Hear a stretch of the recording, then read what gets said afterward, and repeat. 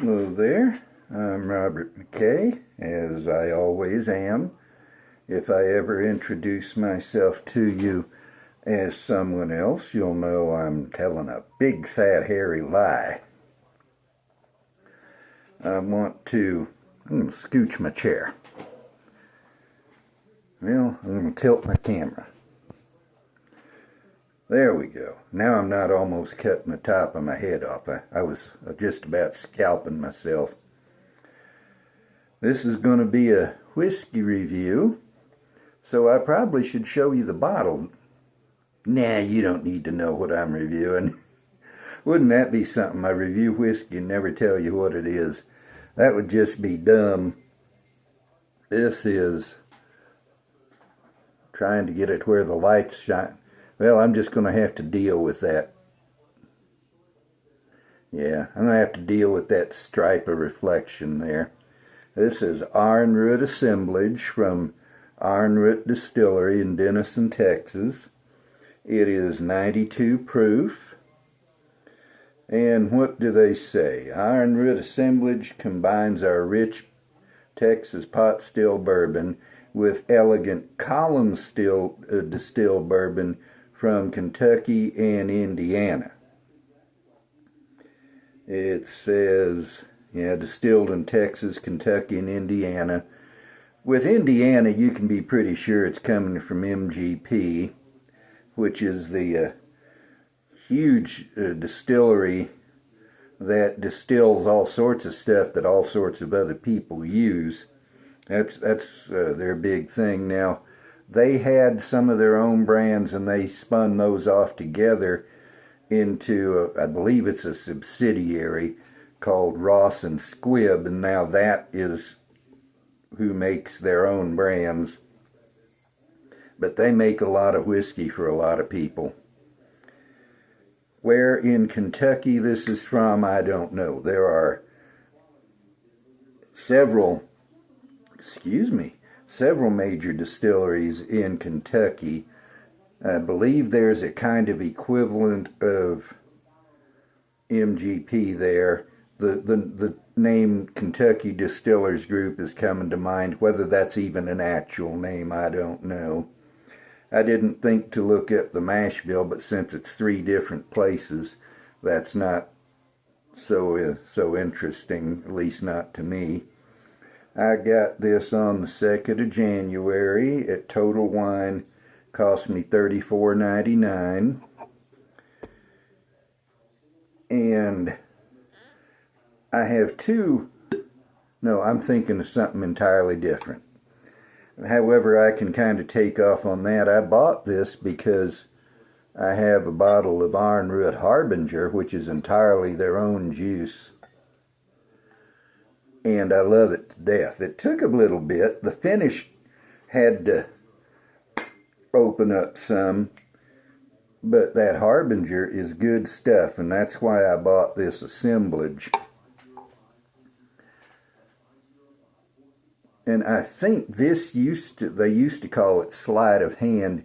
You can see on the label here the hands doing a card trick of some sort. But what do you say I find out what I think of this stuff? Got a nice nose. Now the Harbinger, if I remember right, is 115 proof. This is, what did I say, 92? 92. And so you don't get as much on the nose. Now I apologize, for some reason I'm a little out of breath tonight. The older I get, the more I tend to get out of breath. I never used to.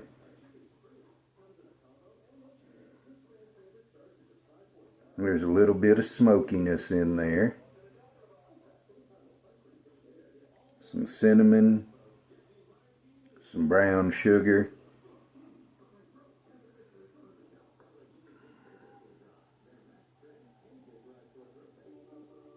I could do like Casey Allen on Beautiful Bourbon. Or I could do like Kurt and Trenton on SLB drinks. I could do like some people, except I can't swirl it like that. Or I could hold it down here. I'll do it the way that works for me.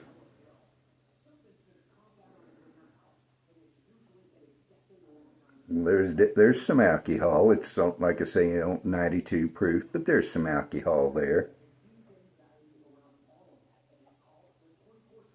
But it's not giving me anything really spectacular. It's just standard bourbon notes, maybe a little bit spicier than you might expect, a little bit warmer and denser than you get in Kentucky. But going by the nose, taking Ironroot juice and diluting it with stuff from Kentucky and Indiana was not a good idea. It's not a bad nose, it's just not as good as it could be.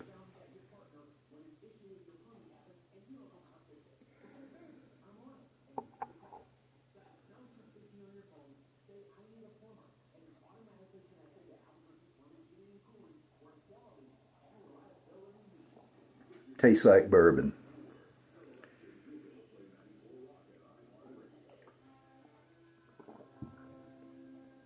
On stuff and whiskey, Aaron and Josh are wife and husband.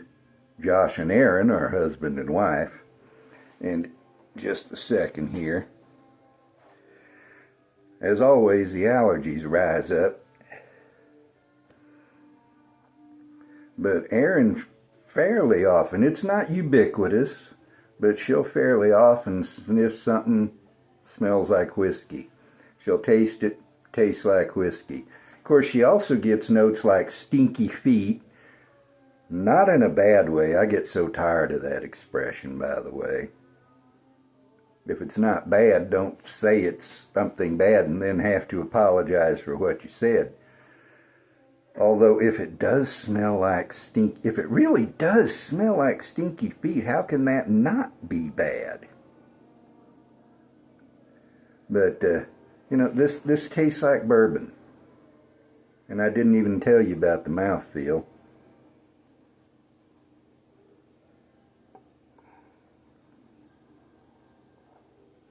Thin. Even at 92 proof, it's thin.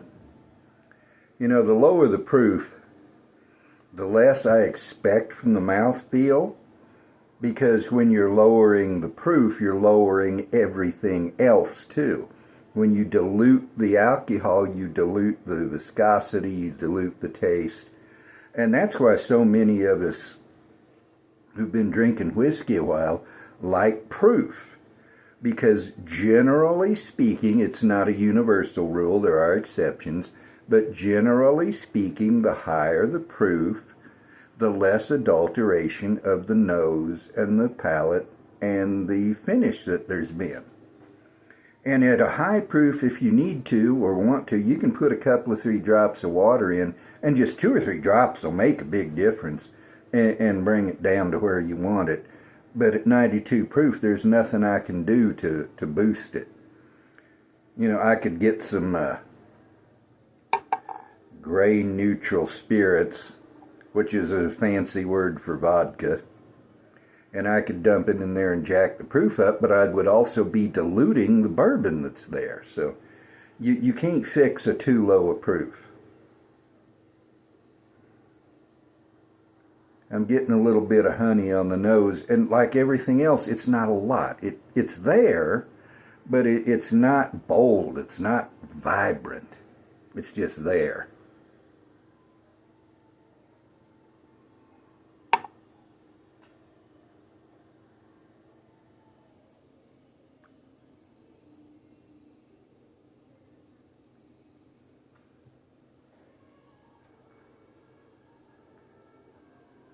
It tastes like bourbon. I moved it around in my mouth. I got a little bit of oak. But really, all I can say about it is it tastes like bourbon. And that's not something you really want to say when you're reviewing a bourbon. You want to be able to describe it. And this just doesn't lend it to it.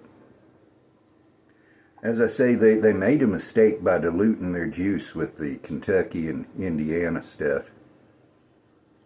Let me get you onto the finish, because I'm not going to get much, if anything else, out of the palette, no matter how much I try.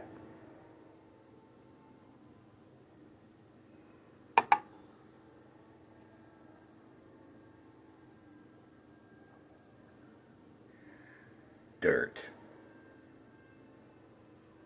It's dirt, and that has really moderated. This is my third glass of the assemblage, and when the first glass, it was like I had took a mouthful of dirt and swallowed it. Second glass was better. This is better still, but it's still dirt. Now it does, even as I speak, transform somewhat into dark chocolate, but the dirt remains there, and they fade out together. Now there was a dirt note on the Harbinger, but that has faded out. As the bottle has opened up, it has gotten better until I enjoy the finish on the Harbinger. This is my third glass of this, and I can tell you right now, $35 isn't a lot of money, especially for a fairly small distillery, but this is not worth $35. In fact, we're on to the summary now. I won't buy an assemblage again. Now, a lot of people have said good things about Saints Alley whiskey. It turns out that is a collaboration between Ironroot Republic and I believe MGP, and its various finishes and whatnot. This has kind of chilled me on the idea of trying some Saints Alley. I'm wary of finished whiskey anyway, because I've not ever had any, and I've only had, my brain's going blank. I believe I've only had 3 finished whiskeys. One is Angel's Envy, which I don't like. One is Glenlivet Caribbean Reserve, which I don't even remember what the sample tasted like, so it wasn't impressive. And one is Balvenie Caribbean Cask, which is good, but it gets cloyingly sweet after a while. So I'm wary of finished whiskeys. I'm wary of anything but the Harbinger right now coming out of Ironroot Republic. And if I see something else that's Ironroot with their logo, I'll look at it and see that it's entirely their juice before I buy it. I will not buy another one of these. I'm not even going to finish that glass. So on my magnificent, illegible 8-point rating scale, 1 at the bottom, 8 at the top, how would I rate this? I'm not going to give it a 1, which is the lowest. That's bad. I'm going to give it a 2, which is per. Because there's not much on the nose, there's not much on the palate. The proof is only 92, and you want more. Granted, with a 92 proof, you don't expect as much, but at 92 proof, you want more than what it's got. And the finish is just offensive to me. I don't like the finish at all. I might give it a little bit higher rating if the finish was like the nose and the palate, but no. It gets a pour, which is the second level, the next to the lowest. That's 1.25 stars. It's 25 out of 100 or 2.5 out of 10. I don't recommend it. I will not buy it again.